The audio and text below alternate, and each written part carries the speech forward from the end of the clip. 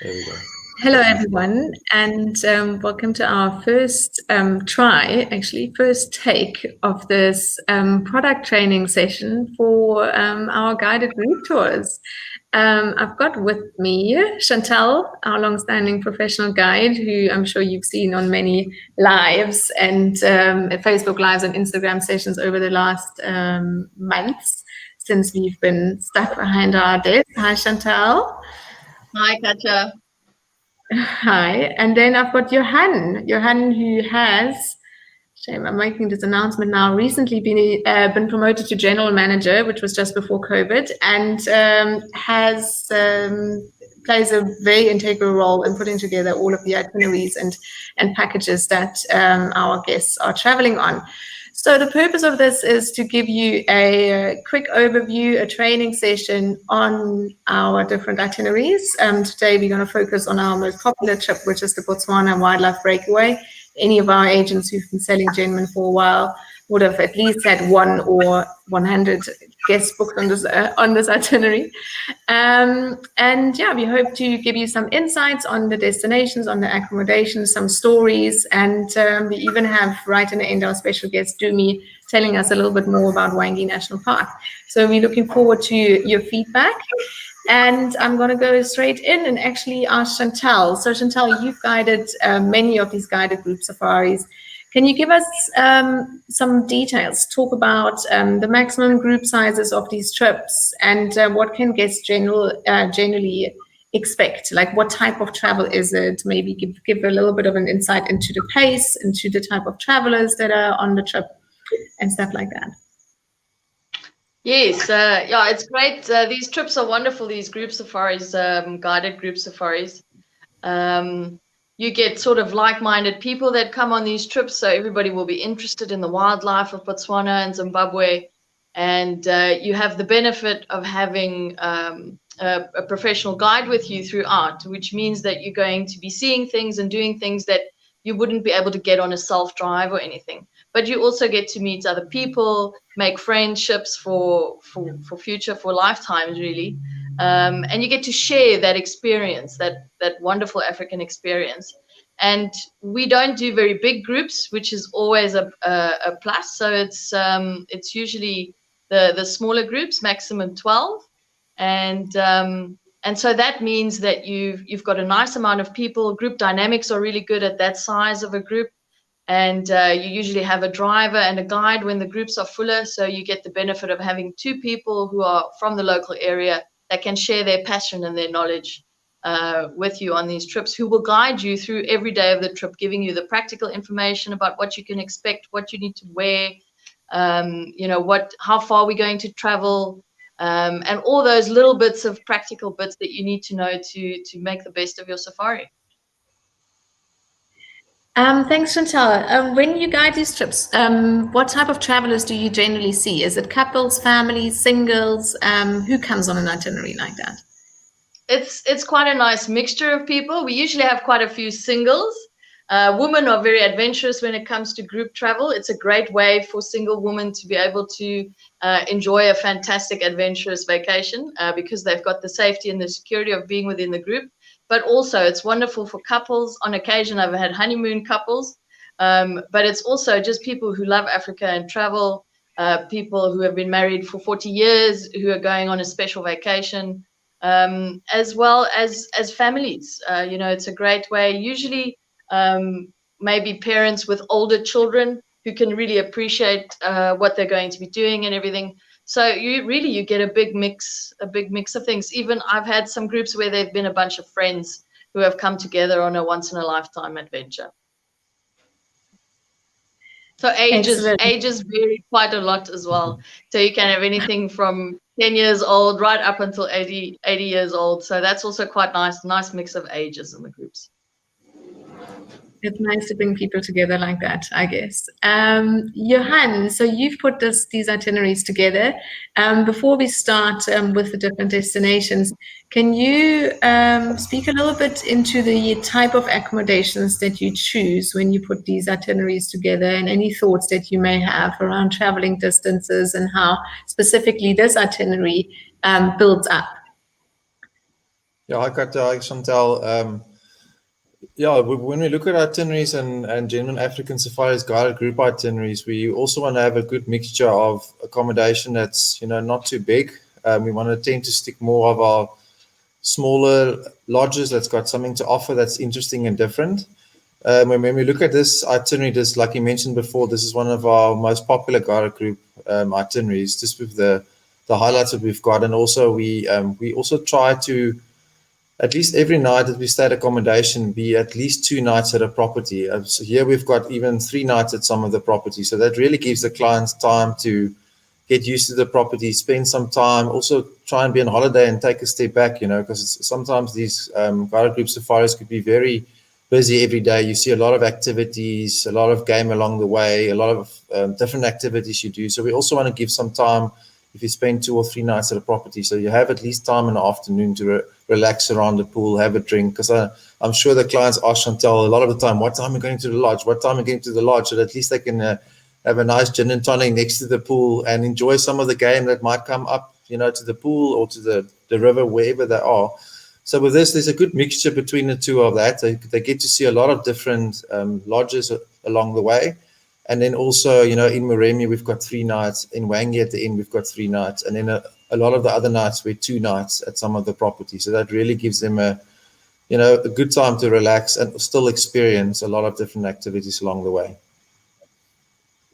Thanks, Johan. So do you want to start and actually, now that you've given us a bit of an insight of the generals, start and show us what is the routing of the Botswana Wildlife Breakaway and what are the highlights of the trip, before we get Chantel to tell us a little bit of what to expect in Victoria Falls, which is the beginning or the start of the journey.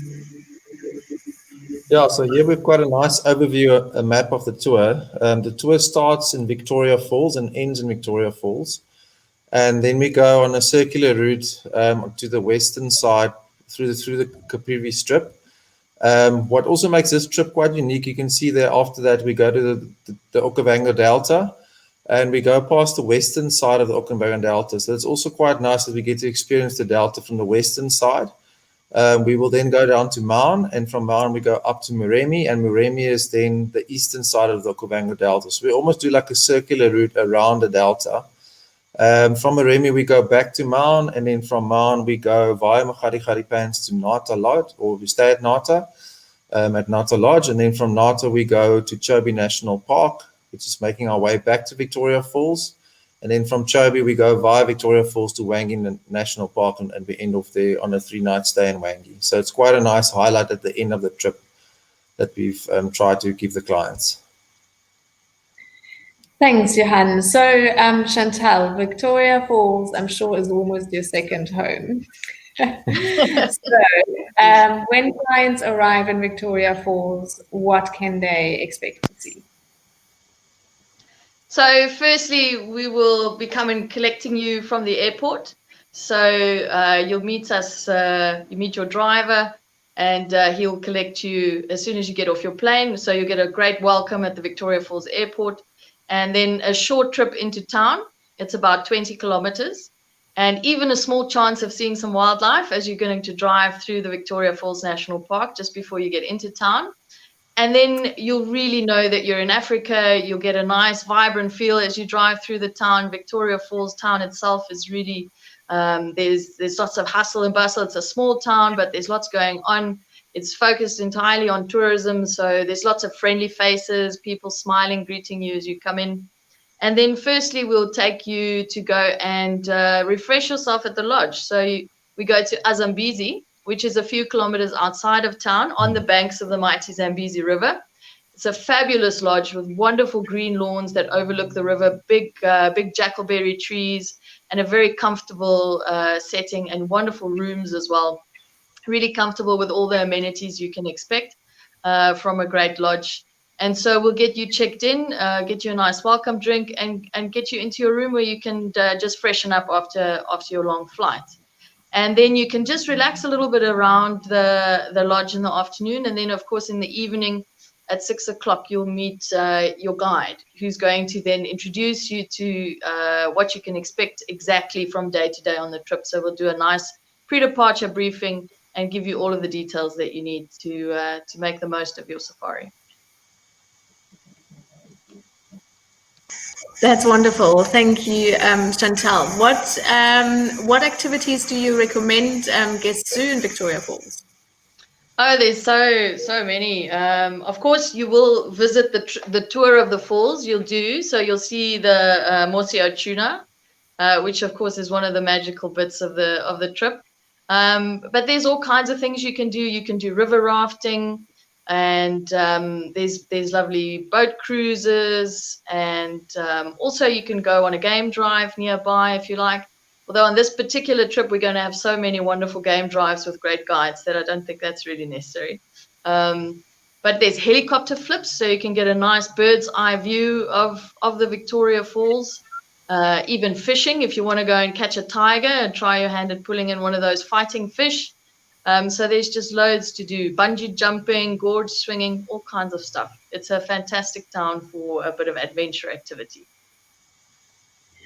So I myself am not that adventurous, so I have never done the rafting. I have tried myself at the canoeing, which was terrifying for me at least. But if I would have to pick, the top of my my list is definitely the heli flip over the falls. It is quite immense to see that curtain of water and to actually see from the air how it all comes together and just falls into this massive gorge. So that's what I would do. Obviously, all these activities can be pre-booked at the time of making the booking or on arrival for the guests, of course, as well.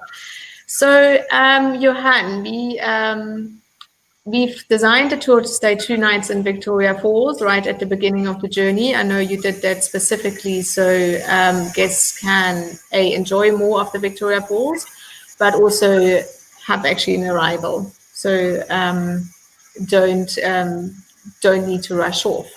After those 2 nights in Victoria Falls, where did you decide to take the route then, and why? Let's quickly go to the map so it's easier to see. So from Victoria Falls, then we're going to go into the Caprivi strip, and we're staying at the Kwando River next. So we're making our way eventually down to the Okavango Delta. So not too far away from Victoria Falls, we're going to go into the Caprivi strip and going to stay at the Kwando River at Camp Kwando. So that's also quite a nice introduction to the trip. It's not too far to travel yet for the clients. We are going to go through the Zimbabwean border and Botswana border to get into Namibia, because that little strip, that Caprivi strip, is part of Namibia. So once we get through all the borders, we're going to arrive early afternoon at Camp Kwando, and it's just a one-night stay there. But it's a very nice property next to the Kwando River. If I can just show you here on day 3 when they're staying at Camp Kwando. So yeah, this is a nice introduction for the clients to get away, from Vic Falls town. This is the first night they stay, from the hustle and bustle of the little village. So this is right next to the Kwando River. It's a beautiful setting. It's also to get them. There's some playing games in the area, and it's a nice introduction of Africa outside of Victoria Falls. Also, it's a very community-run lodge as well. So about all the clients in the area, or when the clients stay there, all the people in the area that live there work at Camp Kwando. They employ mostly the people in the area, and also 90% of the electricity is on solar. So it's also leaving a good footprint there as well. And it's very good for bird life. I think Chantel can tell us a bit more about the area, but it's a nice one-night stop before we go on to our next destination. So Chantel, if you want to tell us a little bit more about the Caprivi and Camp Kwando from what you've experienced there. Yes, Johan. Yeah, the Caprivi is a really great area to move through as well. It's a great experience for guests because they get to see a lot of the more rural bits of Africa. So as we drive through the Caprivi, you'll notice a lot of villages here and there. small schools and things around as we go. So it's really, I think, a great opportunity for people to get a taste of true Africa and that true rural Africa. So you'll see people having their village compounds, and they'll have fruit trees within the compounds. They'll have little fields of maize that they're growing, little kids running around, and every now and again there'll be schools where the kids go, and you can see actually some of the work that the Namibian government's done, putting up water tanks, central water points for people, so things that have developed over time. But I think it's really interesting for visitors to see that strip and see that it's also quite a beautiful area.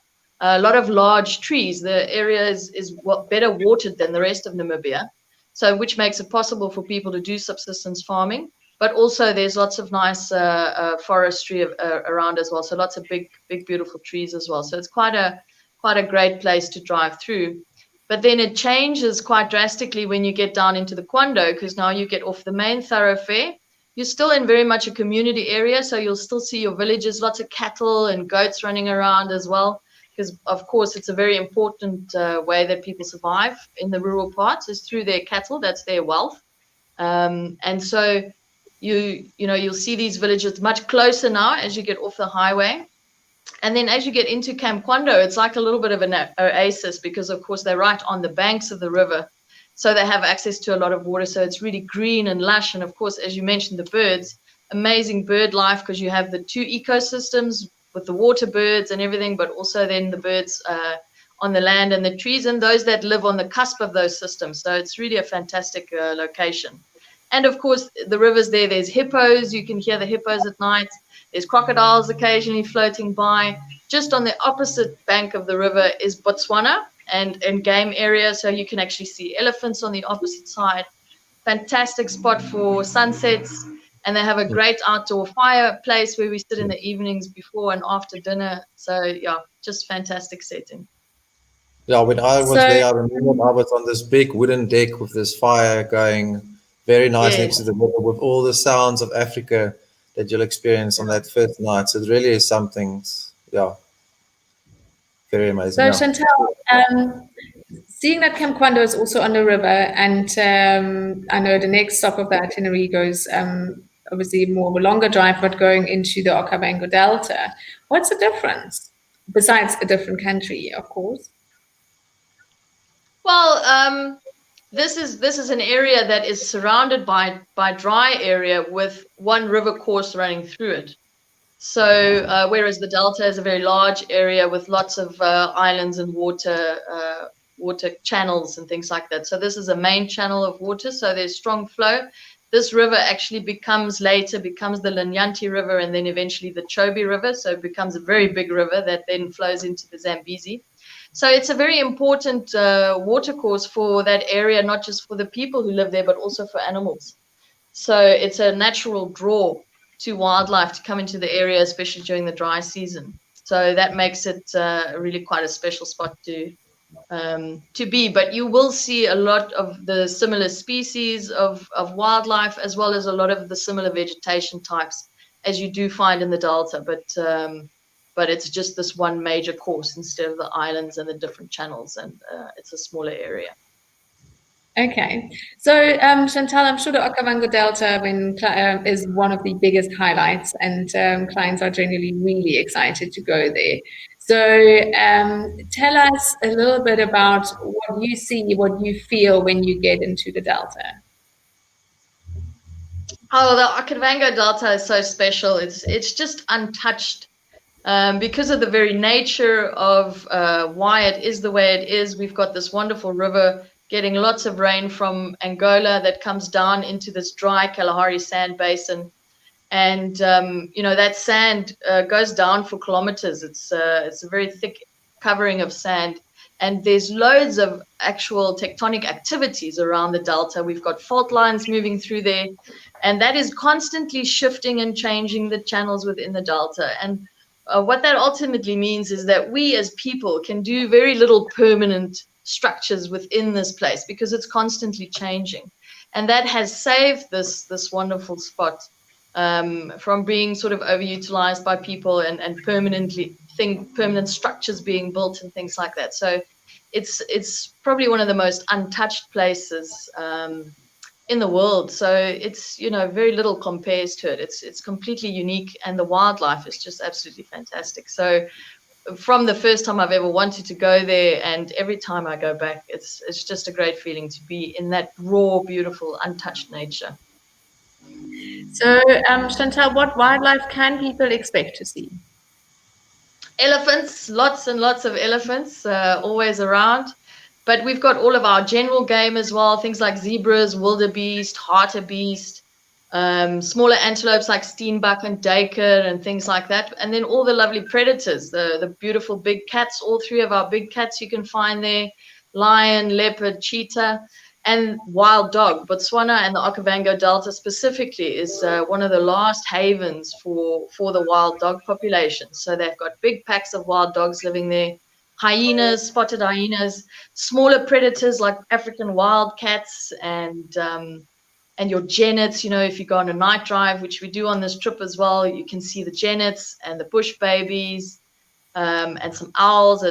Yeah, there's so much wildlife to see. Crocodiles, hippos, birds. You can't believe birds just coming out of your ears, especially in green season. You get all the migratory birds coming in. It almost doubles the amount of species that we have in the Delta during the summer rain season. So yeah, wildlife, absolutely fantastic. Johan, can you tell us a bit about the accommodation you chose to accommodate guests in? Yeah, so we're going to go down to the Okavango Delta, and we're going to stay 2 nights at Guma Lagoon. Just trying to see if I can show it. Yeah, there we go. So the Guma Lagoon is right on the river side. There's quite a big lagoon. Some of these waterways open up to these big lagoons as well. So Guma Lagoon is one of the lagoons that it's situated on. So it's got lovely views. You can see that that slide on the bottom there is the general area where you can sit down and have a nice drink and have a view of the you know, the beautiful bird life, and you might see crocodiles swimming past there as well, which can be quite entertaining. But yeah, this is a very nice accommodation that we're going to stay for 2 nights right in the Delta, and then from there we've got 2 activities the next day that we do. We've got our mokoro activity, or it's a full day mokoro activity that we're going to do. So that they're actually taking you with a boat through these lovely little rivers that they've got, these little channels.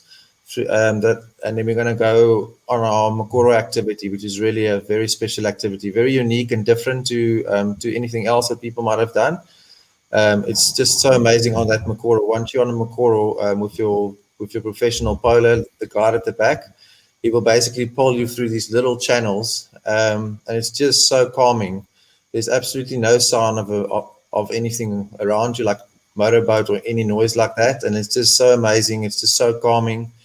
Like Chantel mentioned, you see all these different birds flying over you. You can see a lot of eagles also, and yeah, it's just a different kind of experience. It's very unique, and I really loved it when I did it. It was just so calming, and just to be in touch with nature and just get that step back, you know, it was really amazing. So we do a full day mokoro activity, where we also get to go onto an island, one of the islands in the area there.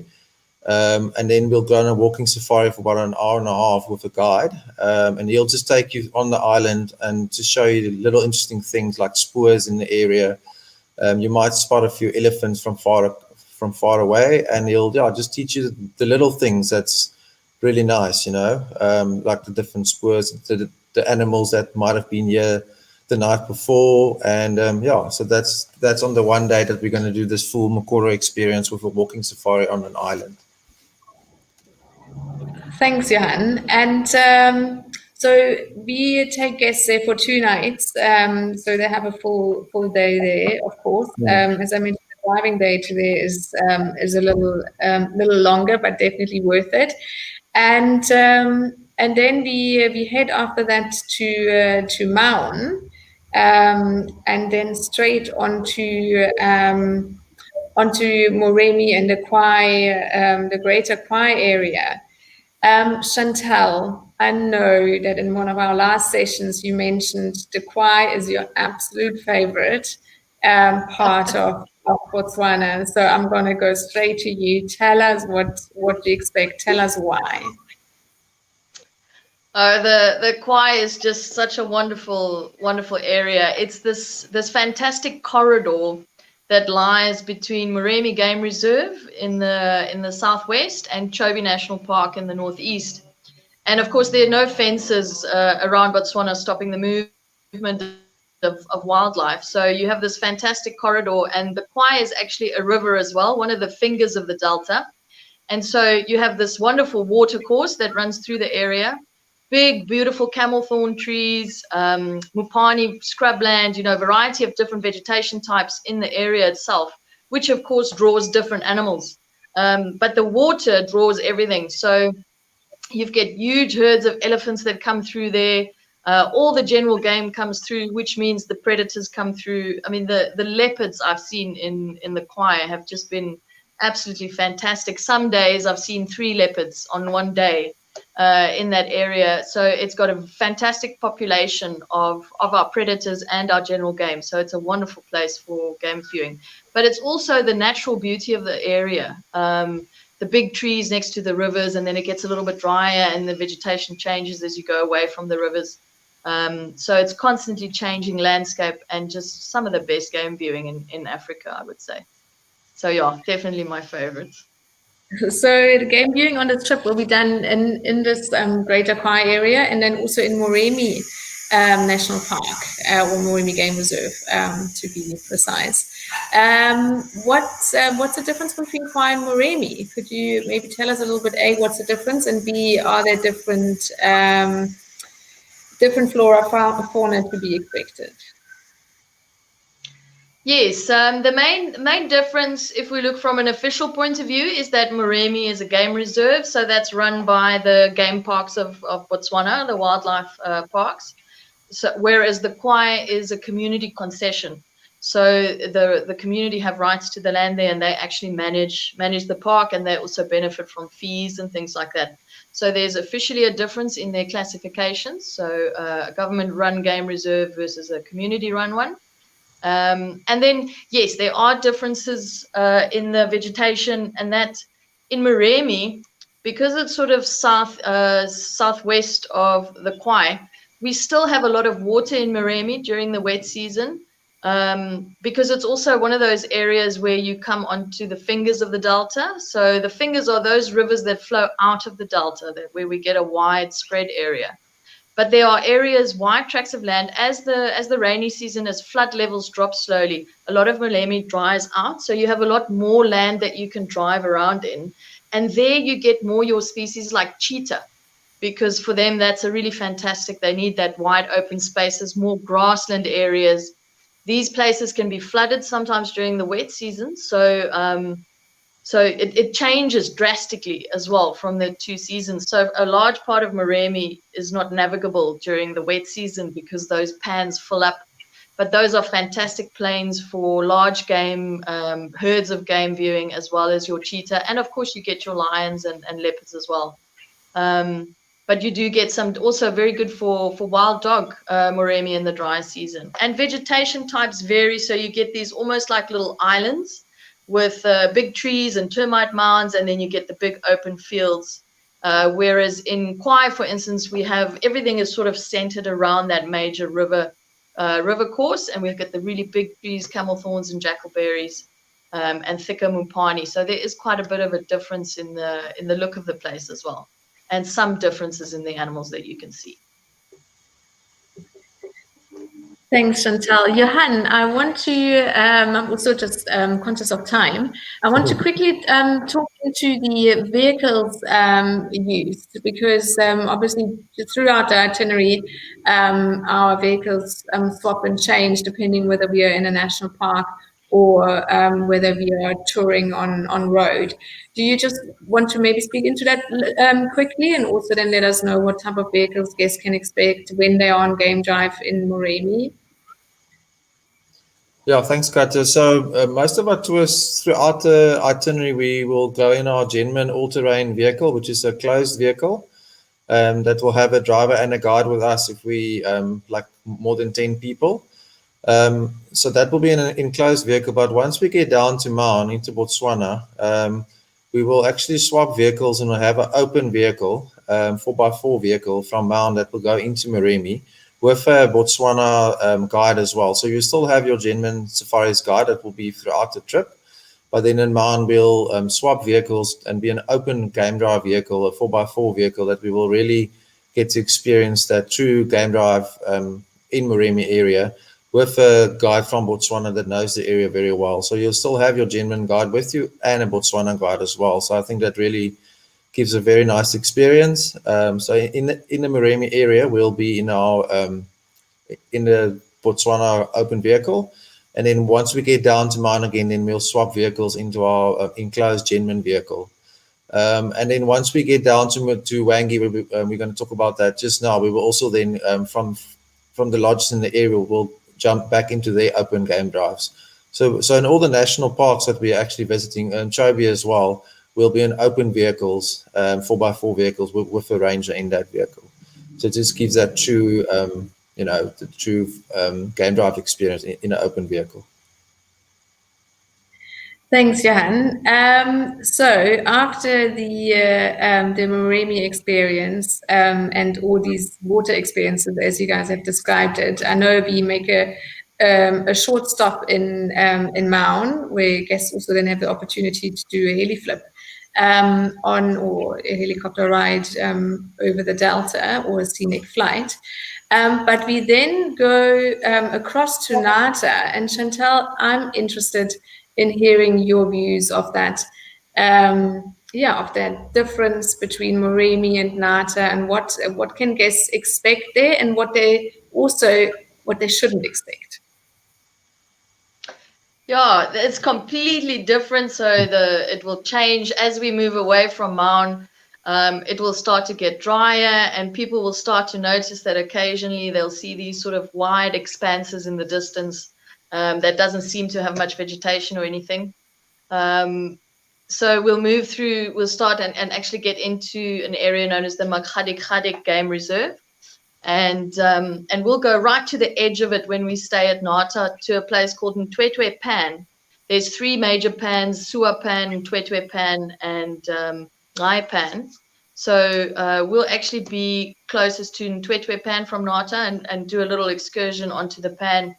And you see this amazing white expanse of clay soil, just nothing. You can see nothing in the distance. It's just sky and wide open space. And it's got like a sort of grayish color when it's damp, but then as it dries up in the dry season, it becomes really white because there's a high salt content in the clay. And so it's just spectacular salt pan that you can see stretching into the distance. Now, depending on what time of year, there's very different expectations for this region. Expect wide open spaces and gorgeous vistas. But then in the wet season, when there's water that accumulates after the rivers have come down and the delta has flooded, we get water coming into the area. And because it's really thick clay, it takes a while for that water to dissipate. It doesn't really sink down. It has to evaporate. So that takes time. And this, of course, draws a lot of bird life. So we can get flamingos, pelicans, and a huge variety, avocets and sandpipers and all kinds of water birds that flock to these areas during that time of year. So if you're at the right time when there's water, you can expect to see a variety of birds that you wouldn't find really anywhere else in Botswana. And then also, if it's the right time as we pass through that area, there's also the chance to see some zebra and ostriches and elephants moving through, because the animals will migrate away from the main water source of the delta during the rainy season as water accumulates in other places and rain actually falls down. They will go because there's new feed and there's puddles that they can drink from and everything. So there's a bit of a migration that occurs through this area on a yearly basis. So it's very much dependent on what time of year you are there, what you can expect. So that's important to keep in mind when you're booking the safari. What are you wanting from this? Timing is important. Thanks, Chantel. Timing is important even if there is a place you go to that's called Nata Bird Sanctuary. It doesn't mean that there's always birds there. So, Johan, what can you tell us a bit more about the accommodation you've chosen on this day? Yeah, we're going to stay one night at Nata Lodge. They've got very nice chalets, like you can see there, that you can stay. Also, quite a nice big restaurant, a big pool as well. So it's like Chantel said, it can get very hot there in the summer. So it will be quite nice for the clients to get there early in the afternoon, late, like 3 o'clock or so, 4 o'clock, and then at least have some time to spend at the pool, because I'm sure it's going to be very hot there. So yeah, just enjoy some time at the pool. They've got a nice big restaurant as well. And then the next morning, we're going to visit the Nata Bird Sanctuary that is not too far away from Nata Lodge, before we head off then to Chobe National Park the next day. So, Johan, how long is the drive to Chobe National Park the next day? Well, we're going to do the breakfast early in the morning. Before breakfast, we head off to the bird sanctuary. And then from the bird sanctuary, then we're going to head off to Chobe. It will probably be like between a 3 and 4 hour drive. So we'll be in Chobe by lunchtime. So we'll have lunch at your lodge at Chobe, and then in the afternoon, then you'll have some time at leisure to book some optional activities if you would like, or again just spend some time at the lodge itself in the afternoon. And then the next day we'll do then in the morning a game drive in Chobe, and then in the evening we'll do a sunset cruise on the Chobe River. So it's quite a nice experience again on the Chobe River, a different experience that you'll find from some of the other rivers that you've seen. But yeah, like I said before, first we'll do the game drive, and then we'll do the sunset cruise in the afternoon. So Chantel, if you want to tell us a bit more about Chobe, what's different to this park compared to the other parks? I know that it's very well known for the elephants. They've got a big elephant population. So that's definitely a big attraction, is the elephants. But also, what else can clients expect to see in Chobe?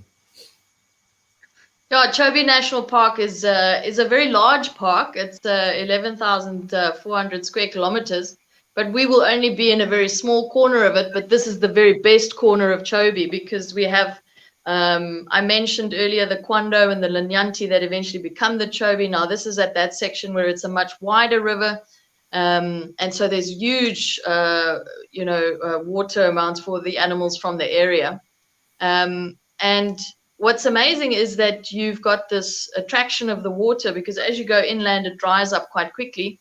So if you're going on the game drive in the morning, you're going to be, and it's perfect that we do it this way. The morning is the best time to be on the drive, because there's a bigger chance for cat spotting, because we go out at 6 in the morning. So we're out there early. Cats are still awake. They're still moving around. So it's a great opportunity to see these cats as they are moving either away from the water or back towards the water after their night's activities or whatever. And you've got a wild cat there with you as well, eh, Katja? And then it's just amazing, because you actually have a little bit of a rise of the landscape over the river. So you get these wonderful views across the river, and as well across the Sedudu Island, which is just near where we were doing our game drives.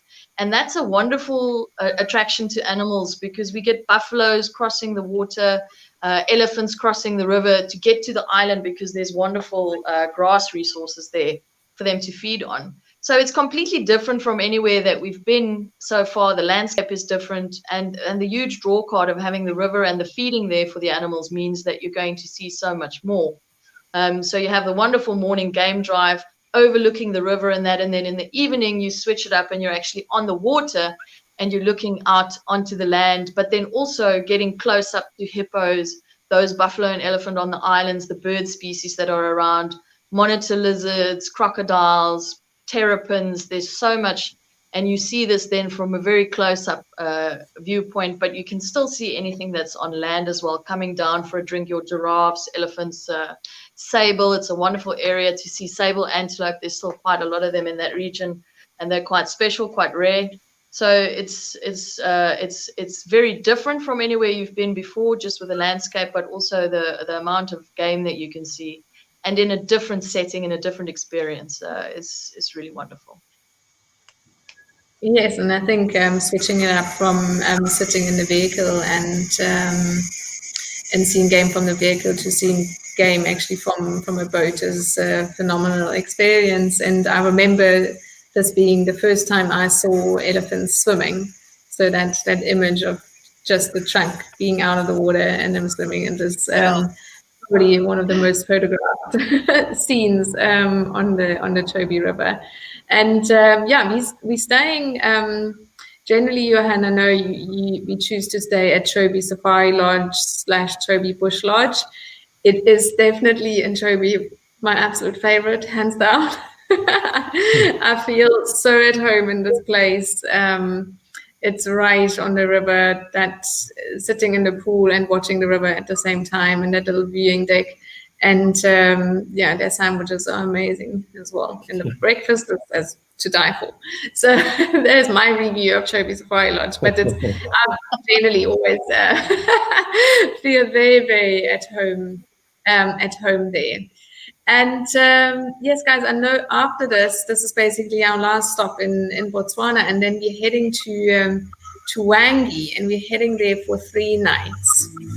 And we have a special guest, Dumi, who is a professional guide based in Hwange National Park. And I'm excited to have him here. So our backstage lady, Chris, can you pop him in? And Dumi, can you remove your thumb from the camera? Great. Hi, Dumi. Welcome to this. Thank you so much. It's really nice having you. So, Dumi, tell us, we're gonna come on this tour for 3 nights to Hwange National Park. Is it worth it being there for 3 nights? It is really worth it. Hwange has got quite a variety of landscape and very huge areas where you can take people for even up to a week. So 3 days is not enough. So what makes Hwange so special compared to other parks? And Dumi, maybe can you turn around so we can see the light shining on your face rather than, because right now we just see dark. So if you turn around, yes, right there, stop there, we can see you. Stop right there, perfect. So tell us, what makes Hwange so special compared to other parks? What makes Hwange so special is the fact that Hwange, unlike other national parks, Hwange is very, very wild. There are no fences in Hwange. It is just a very wild national park, which is also very well kept. If you take your guests on a full day safari, there are very nice designed places that are very well kept, like picnic sites where your guests can stretch their legs on a full day safari, and the places are very, very, very well kept. Great, Dumi, thank you. And I'm sure you guides, when you go to these picnic sites, also make sure that you leave nothing behind. I know there's a grab a bag campaign in Hwange as well, where everyone collects a plastic bag in the entrance of the national park to then collect rubbish. But Dumi, what has been your most memorable experience in Hwange National Park? Seeing that you've worked here for many, many years, what would you call your most memorable experience? The most memorable experience I had, it was just one morning. I went on a morning safari. It was a quiet day. As we were going back to the lodge before we left the entry to the park, we saw wild dogs chasing a kudu. So this poor kudu jumped into the water. The wild dogs were just waiting for this kudu to come out. In the water, there was a crocodile. So the crocodile caught the kudu, but the water was so shallow for the crocodile to drown the kudu. But it managed to break the kudu's leg. So the kudu tried to jump out of the water. The wild dogs were waiting and went back into the water again, caught again by a crocodile, and eventually the kudu decided just to leave and be eaten by the wild dogs while we were just watching. Wow, that is an incredible wildlife experience, and makes you realize that Africa is truly wild, and that there's nature out there still that can't be interrupted by us, and shouldn't be, and that's the beauty of it. Dumi, can you quickly, before we let you go back to your guests that you need to look after, because we finally did manage to open our lodge again, Dumi, what can I expect in the different seasons in Hwange? What can I expect in September to October, or let's say July to October versus earlier months like March, April, May? Okay, so in Hwange National Parks, in the dry season, because we don't have rivers, so the water is only going to be in those places where water is pumped. There is congregation of animals, which is the right time I would advise most of the people to visit Hwange. But also in winter, we have these active prides of lions. That's the time when lions will be mating. And even in summer, when it's wet, it's very difficult to spot some other animals, but cats are always on the roads. So if you want cats, if you come in summer, that's the best time to find them on the roads. Thank you, Dumi. Thanks for joining us today. It was a true pleasure having you here, and I hope you can guide many of our clients through Hwange when they come through. And thank you for your time. I know it's always a bit tricky finding good Wi-Fi up there in the bush, and please send our thanks to Hwange Safari Lodge for allowing you to crash their Wi-Fi for this recording. Thank you so much as well for the time that you've just given me. Thank you. Thank you, Dumi. Cheers, So, Dumi. Chantel, I have a question for you. So now this itinerary, again, I'm a little mindful of time, but do you think having Hwange there is a good addition to this Botswana itinerary? Does it round it off, or what's your take, and what's guest feedback? I guess I'm most interested in. Yeah, definitely. I think Hwange is a wonderful addition to the safari. It's very different. The scenery is extremely different. Like Dumi said, there's no permanent rivers. There's only water holes that can be pumped by solar panels. Also get filled up during the wet season. But the scenery is entirely different. You get a lot of open areas. You do get some forest areas as well, but it's you can see in one of the images there that really big tree, that umbrella thorn that's just stunning there, and I can just imagine a cheetah, just nicely lounging underneath in the shade of that tree. Hwange is fantastic for things like cats as well. But also you can see other things, to sit at one of those water holes on the platforms that they have.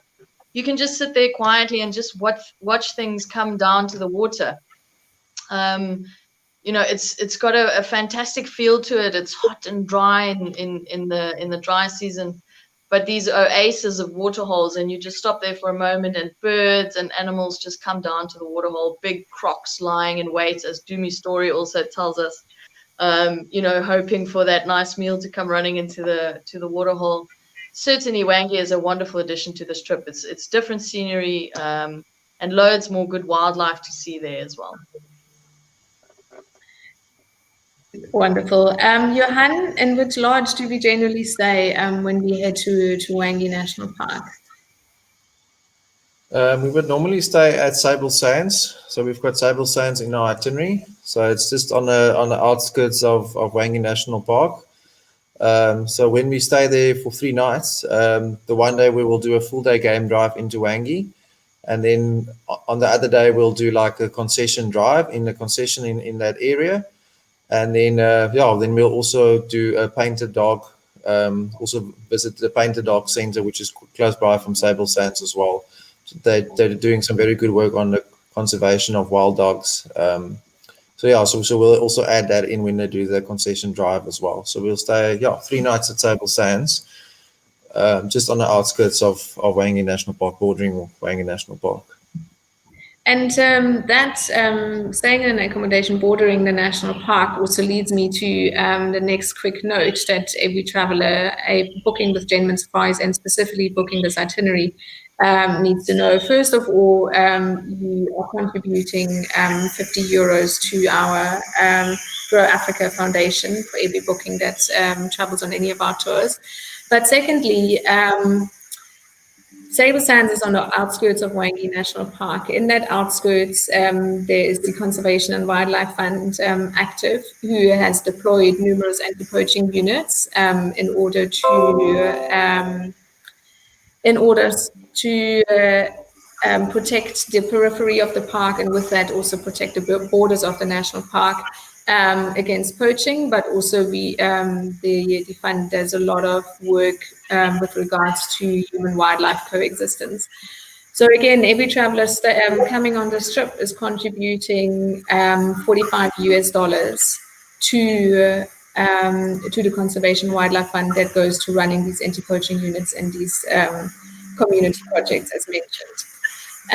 So yeah, always good to know that your impact is needed, and your impact is also big when choosing to travel to Africa. Johan and Chantel, I thank you very much. If anyone wanting to book this itinerary or our agents wanting to find out more, there is a live availability on our website. You can also download our brochure on that link, as well as find the link to detailed itineraries for 2021. And please check it out. And I thank you, Johan and Chantel, for all your insight for this lovely presentation.